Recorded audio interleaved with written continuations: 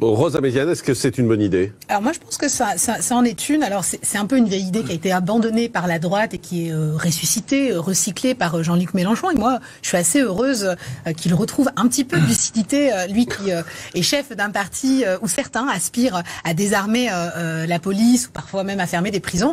Je trouve que c'est assez intéressant qu'il se rende compte que l'uniforme ou la défense de nos concitoyens peut avoir un certain nombre de vertus qu'il faut transmettre à notre jeunesse. Juste Antoine Léaumont, vous voulez réagir oui, sur l'introduction et je vous redonne la parole après. Réagir parce que justement, quand on parle de désarmement de la police, on parle de désarmement de la police dans des conditions bien précises, c'est-à-dire l'encadrement des manifestations. Parce que dans ce cas-là, ça peut créer une tension entre la population et la police. Mais moi, j'ai jamais été. Sauf qu'on a vu sur les dernières manifestations que c'était un petit peu complexe si les policiers allaient non armés déloger un certain nombre de black blocs. Mais je vais peut-être pas rouvrir le dossier de la sécurité parce que je pense qu'on pourrait effectivement en débattre. Sur un petit point, c'est qu'on a vu aussi désormais des gens qui sont franchement pas de notre bord pour le coup, qui disent que les black blocs parfois on les laisse passer parce qu'on veut avoir des images qui sont des images de violence. On a eu des images qui posent question. Exactement. Et effectivement, il faut en faire la lumière, notamment sur les questions du GPL. Si on les arrête avant, c'est un autre débat. On revient sur le service.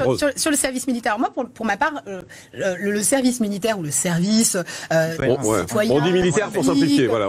Peu importe le mot qu'on a envie, enfin la manière dont tu as envie de l'appeler. Moi, je trouve que c'est quelque chose d'intéressant parce que c'est ce qui peut créer aussi le sentiment d'appartenance à la nation. Le fait de retrouver une forme de cohésion sociale, cohésion nationale qu'on a du mal aujourd'hui à créer. C'est pas quelque chose d'inné, c'est pas quelque chose qu'on apprend à l'école. On demande peut-être aussi un peu trop à l'éducation nationale et je pense que c'est quelque chose qui pourrait transmettre un certain nombre de valeurs à nos nouvelles générations. Et puis c'est un ensemble de valeurs qu'on transmet, mais où chacun peut être aussi égaux. On se retrouve tous derrière le même uniforme, peu importe son appartenance, peu importe ses origines, peu importe sa couleur, peu importe sa religion.